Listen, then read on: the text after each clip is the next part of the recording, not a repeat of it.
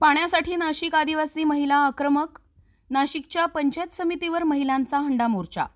नाशिक तालुका आणि बेळगाव ढगा विल्होळी या ठिकाणी अनेक दिवसांपासून पाणी येत नसल्याने महिला आक्रमक। हातात भारताचा झेंडा घेऊन मोर्चेकरी पंचायत समितीमध्ये। एल्गार कष्टकरी संघटना महाराष्ट्र यांच्या वतीने काढण्यात आला हंडा मोर्चा। आमच्या मागण्या मान्य करा नाहीतर पुढच्या आकारणी करा अशा दिल्या जात आहेत घोषणा। गेले 3 महिने आम्ही सतत म्हणजे जानेवारीपासून आम्ही सतत वेगवेगळ्या ठिकाणी पाणी टंचाई निर्माण झाली, त्या ठिकाणी पाण्याची व्यवस्था करावी आणि जलजीवन सारखी योजना आहे, इतकी चांगली योजना आहे, करोडो रुपये त्यासाठी केंद्रात दिले, जागतिक बँकेने देखील दिलेले आहेत। त्याची अंमलबजावणी व्हावी यासाठी आम्ही गेली सतत संघर्ष करतो, परंतु हे गेंड्याच्या कात्रीचं जे प्रशासन आहे ते त्याकडे दुर्लक्ष करत आहे। आणि 2020ला एक शासन निर्णय आला की या योजना कशा राबवाव्या याचं तर यांनी पार म्हणजे आपण त्या बट्ट्याबोळ केला आहे। त्या आदेशाला केराची टोपली दाखवली गेलेली आहे या प्रशासनाकडनं।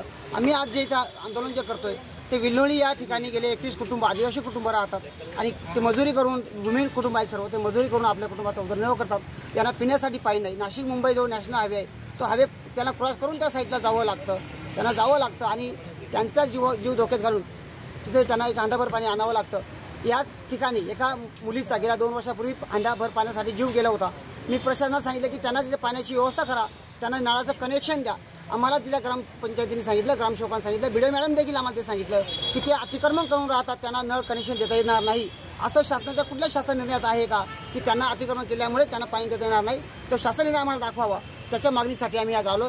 जोपर्यंत आमच्या आमच्या त्या पाड्यामध्ये पाण्याची व्यवस्था होत नाही, तिथं टँकर सुरू होत नाही किंवा तिथं कनेक्शन दिलं जात नाही, तोपर्यंत इथले एकही महिला एकही आंदोलक घरी जाणार नाही, अशी भूमिका आम्ही संघटनेच्या वतीने घेतली।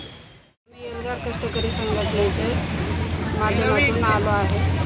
आम्हाला रोजचं म्हणजे देशाला स्वातंत्र्य मिळून 78 वर्ष झाले आहे, तरी महिलांना आताही पाण्यासाठी रोज 2 किलोमीटर पायी जावं लागतं। ही परिस्थिती आता बदलायला पाहिजे आहे। जे अधिकारी असतात त्यांचं गरीबातल्या गरीब झोपडीकडे दुर्लक्ष असल्या कारणामुळे आता ही परिस्थिती निर्माण झाली आहे।